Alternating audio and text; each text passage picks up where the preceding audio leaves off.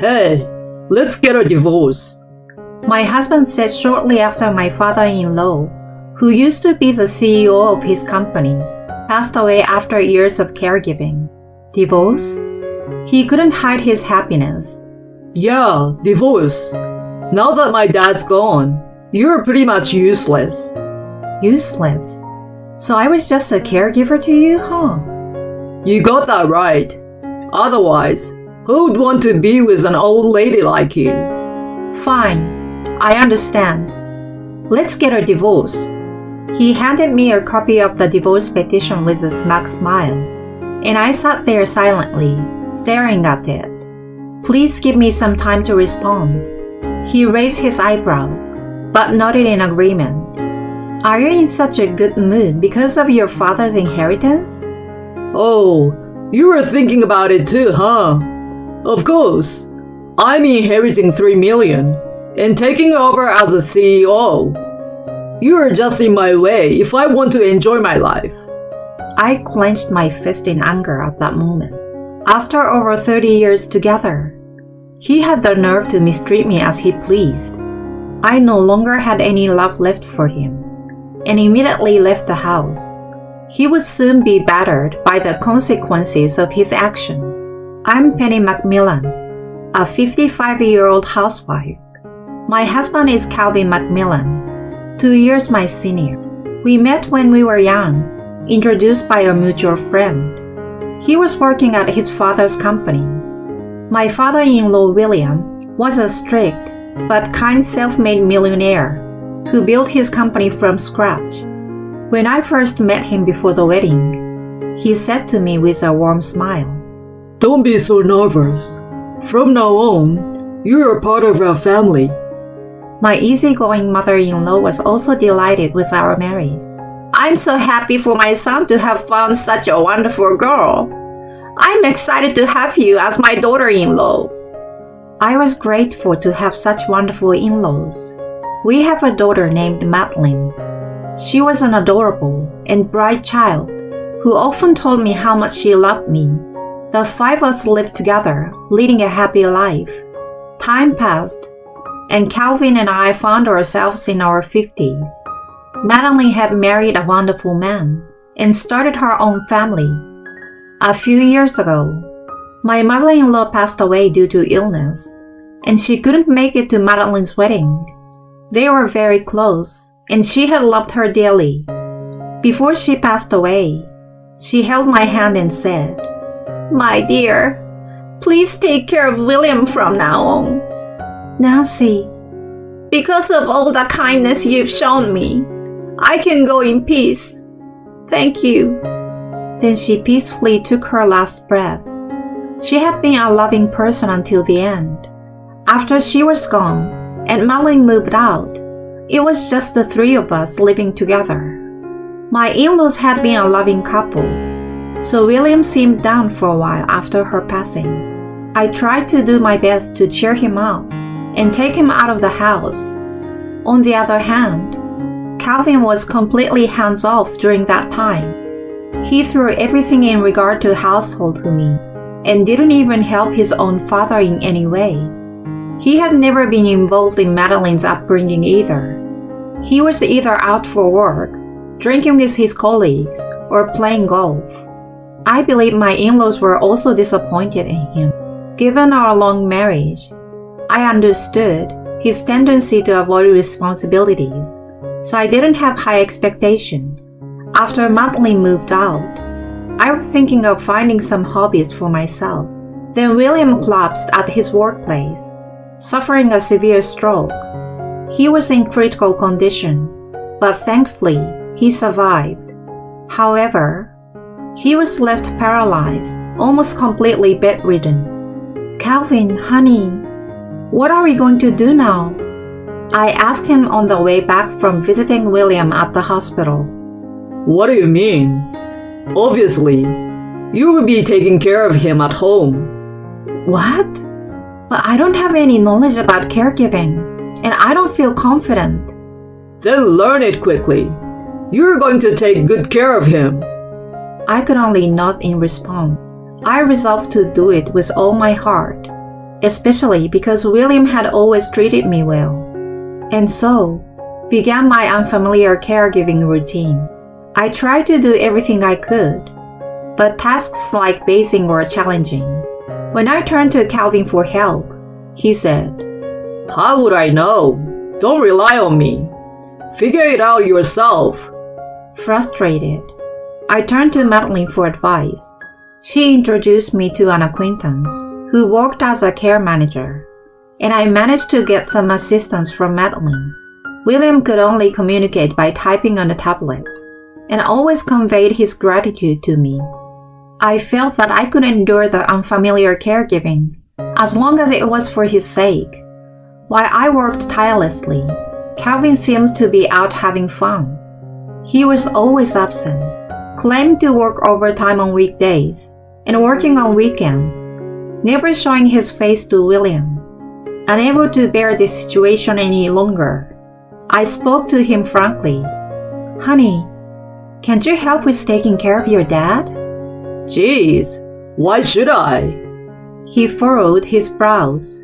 Because you guys are family. You're his only son, you know. How about holding his hand and talking to him once in a while? He laughed it off. What's the point? It's useless. Useless? Yeah, he can't even move or talk freely, which means he's worthless. You don't have to put so much effort into caregiving. It's not like we want him to live longer. Do you even know what you're saying? Of course I do. I'm tired, so don't bother me anymore. He stormed off to the bedroom in such a rough manner. I could smell a strange scent of perfume on him. After that, he became even colder toward me. One day, I had prepared dinner for him, but when he returned home and saw it, he dismissed it with a glance. What's with this disgusting looking food? I made your favorite. Your food is tasteless. I'm not gonna eat it. Then, he grabbed the plate and dumped its contents into the trash. What on earth? Don't prepare dinner for me anymore. I'm tired of looking at your unpleasant face. I watched his back in shock as he walked away. Since William collapsed, not only had he not helped with caregiving, but his attitude had been getting worse. I started having some doubts. On another day, he complained that I didn't clean the house properly. Even though I did as usual, he nitpicked and criticized me for a single hair on the floor. I held back tears and endured his sarcasm. Eventually, the bell rang from William's room. Wiping away my tears, I went to his room where he communicated with me through writing. I'm so sorry for the way he's treating you. As I tried to reassure him, he took his time to communicate something to me. I was stunned by the contents, but agreed to help him.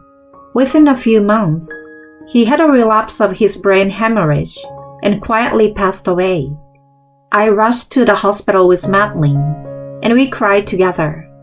Even at that moment, Calvin didn't show up. After William's funeral, he called me to the living room. When I came in, he was lounging on the couch with a smirk on his face. What do you want to talk about?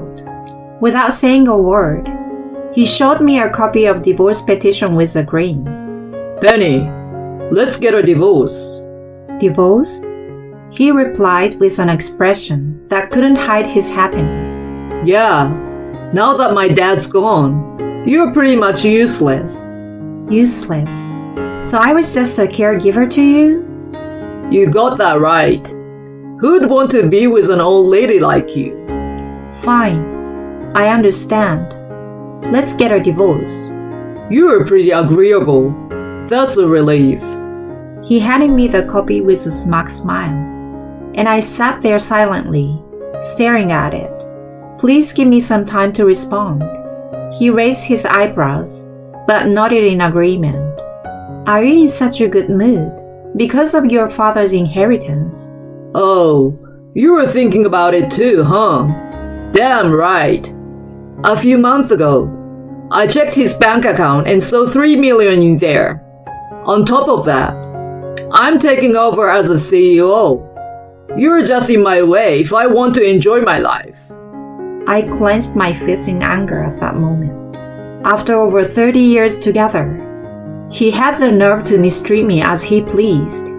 I no longer had any love left for him. I wanted to let my anger loose and speak out, but I held myself back and remained calm. Well, good for you. As for the property division, I will contact you through a lawyer. What property division? I'm not giving you anything. I have the right to receive half of the $20,000 in our shared savings. We can fight it out with lawyers if you want, but you won't stand a chance. You got some unnecessary wisdom, you know. Whatever. I have 3 million in the company. I will give you that much, considering you're a miserable woman with no career or future. He spat out and made a dismissive gesture with his hand. I got up and packed my belongings, and then left the house where I had lived for over 30 years. When I explained the situation to Madeline, she was enraged. She even invited me to stay with her, but I declined. Instead, I rented a one-bedroom apartment on my own. Calvin sent me a check for $100,000 as part of the property division. For the next 2 weeks, I lived peacefully on my own. One day, while having coffee with Madeline, my phone rang. The caller was Calvin. Hello, what is it? You! Where the heck are you? You better come over right now. We need to talk. He shouted so loudly that I thought it might break the phone. When I signaled to Madeline, she nodded. Okay, I will come over with Madeline now. And so, we headed to the house we used to live in. When we got there, he was standing with his arms crossed in the living room. What's the matter? Calling me over out of the blue. You said I was useless and didn't need me anymore. I calmly told him, to which he shouted back, What do you think you're doing? Demanding alimony from me? He thrust some documents at me, which had been sent by my lawyer. It's all written right there. I'm just claiming alimony for your infidelity. In fact, I had hired someone to investigate him a little before William passed away. The result was damning. There were plenty of photos of him entering hotels with women younger than Madeline. I never cheated on you. I already have the evidence. Besides, I've heard you've been telling people that Youre ditched the old wife and replaced me with a young and cute one. You apparently boasted how lucky you were, right? He choked, his face turning bright red as he struggled with his words. I maintained a smile and continued. An alimony of $30,000 for your infidelity should be raised for someone like you, who receives $3 million in the company. Pay it up without complaint. Then you go ahead and have a good time with your young bride after that. Well, as his face grew paler, Madeline couldn't hold back her laughter any longer. Madeline, how dare you laugh at your father? Oh, please, I don't consider you my father anymore. But seriously, tell us about the inheritance. You did get $3 million, right? He mumbled something unintelligible. Huh? I can't hear you. My question caused him to turn beet red. It was gone. For some reason, there was hardly any money left. He yelled desperately. I had to hold back my laughter. Of course it was gone. Huh? He looked puzzled, and I continued. Before William passed away, he decided to give both me and Madeline some, and the remaining money was donated. What the heck? At the time when I was in tears from being criticized by Calvin, he informed me about this matter. Penny, I've long given up on Calvin. Leaving him an inheritance would only lead to trouble. But I want to ensure that you and Madeline are taken care of. Please accept it as a gift from me. already knowing about Calvin's infidelity by that time. I graciously accepted the offer. Madeline did the same, and I received $1 million, while she got $50,000. After completing all the procedures, he donated the remaining to various charities. I assisted with that as well, but Calvin knew nothing about it. Charities? And you guys receive a fortune. Calvin was white as a ghost. Yes, we accepted it as a gesture of your father's kindness. It will ensure we don't face financial difficulties in the future. Madeline chimed in. After all, Mom supported the household until the end and took care of Grandpa's caregiving. It's only natural, right? He started trembling nervously. What's wrong? It's nothing even if you didn't receive $3 million. You inherited the company, didn't you? I didn't. Oh my. It had already been transferred to one of the shareholders. Not only that, I got fired. They said something about my attitude toward work. I had to suppress a laugh. Oh, right. I heard that from the employees.